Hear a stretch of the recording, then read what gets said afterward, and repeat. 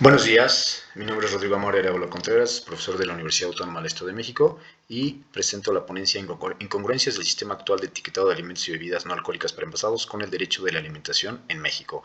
En el presente trabajo se analiza el marco de referencia del derecho a la alimentación, así como su reconocimiento constitucional e internacional como derecho humano. Se presentan cifras en materia de pobreza, hambre, desnutrición, sobrepeso y obesidad, además se identifica el problema derivado de la modificación a la norma oficial mexicana sobre etiquetado para alimentos y bebidas no alcohólicas.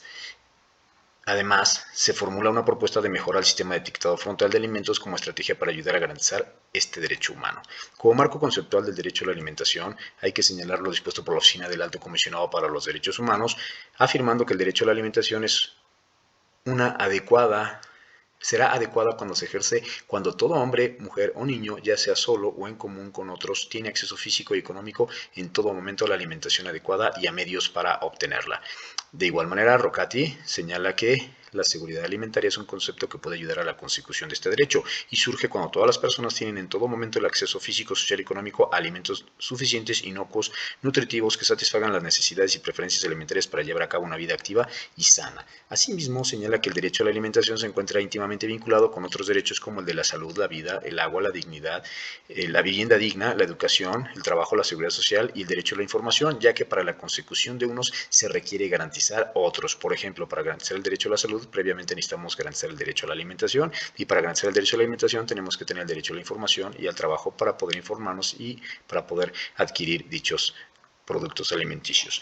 También señala que hay factores en relación al cumplimiento del derecho a la alimentación, como lo son la disminución de muertes infantiles, el incremento de la esperanza de vida de la población, la disminución en tasa de nacimientos y el movimiento migratorio, que provoca que a futuro vaya a haber mayor número de población y esto traerá problemas alimenticios o de distribución. Y a otros problemas que se relacionan con el derecho a la alimentación es la producción insuficiente cuando en unos lugares se produce más que en otros. El problema de abasto cuando hay cadenas de distribución deficientes. La accesibilidad, lo que tiene que ver con los recursos económicos para poder adquirir los alimentos y la calidad de estos cuando no presentan los nutrientes suficientes.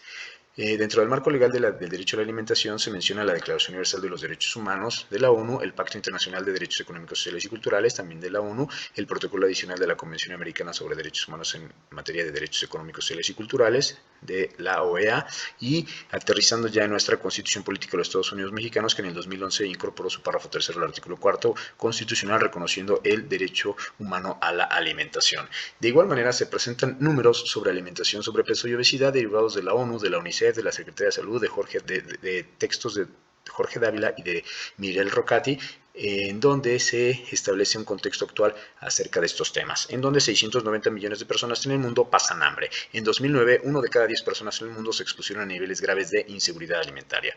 Cerca de 1.000 millones de personas en el mundo padecen desnutrición. Cada 6 millones de niños mueren en el mundo por malnutrición y enfermedades conexas. La gran mayoría de quienes padecen malnutrición son mujeres y niñas en zonas rurales. 3 de cada 4 adultos mayores de 20 años tienen sobrepeso u obesidad. El 90% de los casos de diabetes tipo 2 se atribuyen al sobrepeso y la obesidad.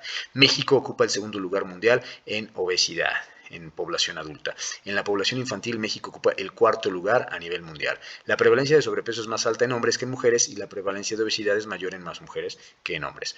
En el 2018 había 8.6 millones de personas con diabetes, equivalente al 10.3 de la población nacional. El 64.6% de los niños entre 5 y 11 años consume botanas y dulces y postres. El 85.7% de los mexicanos consume bebidas endulzadas, incrementando así su ingesta de calorías, sodios, azúcares y grasas saturadas. La malnutrición infantil produce problemas del sistema inmunológico, sobrepeso, obesidad, enfermedades cardiovasculares, circulatorios renales y diabetes. En México, 1 de cada 20 niñas y niños menores de 5 años y 1 de cada 3 entre los 6 y 19 padece de sobrepeso o obesidad, ubicándonos en los primeros lugares en obesidad infantil a nivel mundial. 1 de cada 8 niñas y niños menores de 5 años en México padece desnutrición crónica, siendo más frecuente en los estados del sur y en las comunidades rurales e indígenas. Aterrizando a identificar el problema de la alimentación y su deficiente información en México, hay que estudiar la reforma del 27 de marzo de 2020, con la cual se llevó a cabo la modificación a la norma oficial mexicana NOM 051 SFI SAA1 2010 sobre las especificaciones generales para el etiquetado de alimentos y bebidas no alcohólicas preenvasadas. Esta modificación representa un gran avance en materia de información y alimentación con el sistema de etiquetado frontal.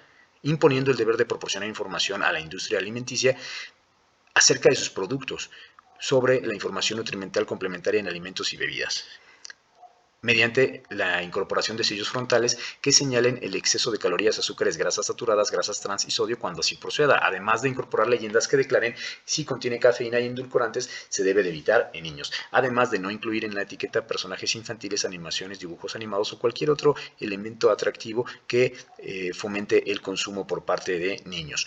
Todas estas medidas anteriormente señaladas se formulan con la finalidad de prevenir la desnutrición, el sobrepeso, la obesidad y demás enfermedades conexas de los consumidores. Sin embargo, el problema en relación al cumplimiento de este derecho a la alimentación en México es que, aun con la modificación a la norma citada, y con los deberes impuestos a la industria alimenticia de proporcionar información mediante el sistema de etiquetado frontal, es evidente que la información proporcionada a los consumidores mediante esta estrategia no es suficiente, comprensible, clara ni eficaz, ya que difícilmente una persona sin conocimientos técnicos en nutrición o capacitación en ello puede en la práctica comprender los términos, ni mucho menos realizar un ejercicio de cálculo de calorías, azúcares, grasas y sodios para determinar qué y cuánto es benéfico o perjudicial para su salud y qué enfermedades puede provocar para su consumo reiterado.